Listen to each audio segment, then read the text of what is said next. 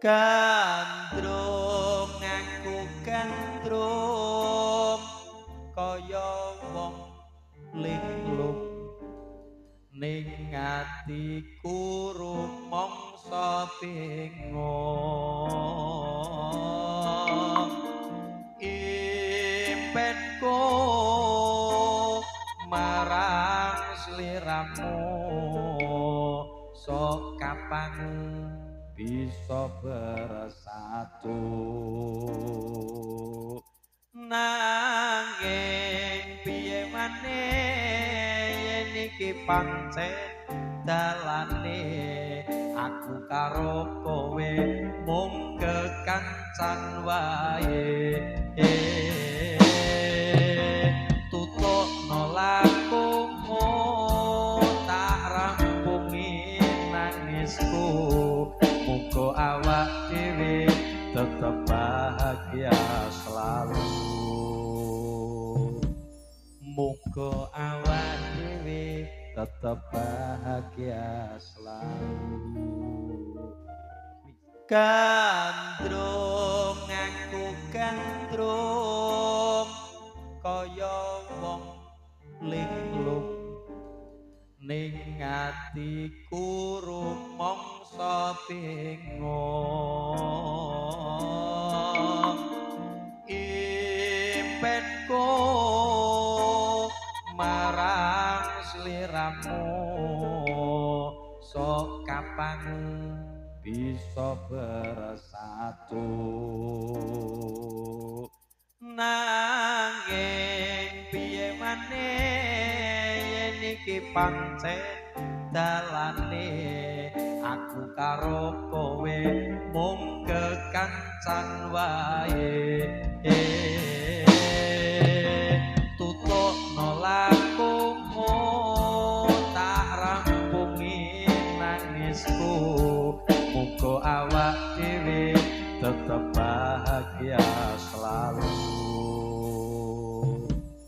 muga awak dhewe tetep bahagia selalu gandrung aku gandrung kaya wong linglung ning atiku rumangsa bingung impenku marang sliramu sok kapan bisa bersatu nanging piye maneh yen iki pancen dalane aku karo kowe mung kekancan wae tutupno lakumu tak rampungi nangisku muga awak dhewe tetep bahagia selalu muga awak dhewe tetep bahagia selalu gandrung aku gandrung kaya wong linglung ning atiku rumangsa bingung impenku marang sliramu sok kapan bisa bersatu nanging piye maneh yen iki pancen dalane aku karo kowe mung kekancan wae tutupno lakumu tak rampungi nangisku muga awak dhewe tetep bahagia selalu muga awak dhewe tetep bahagia selalu gandrung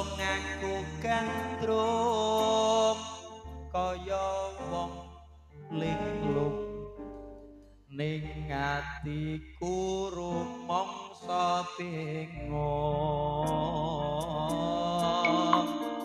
impenku marang sliramu sok kapan bisa bersatu nanging piye maneh yen iki pancen dalane aku karo kowe mung kekancan wae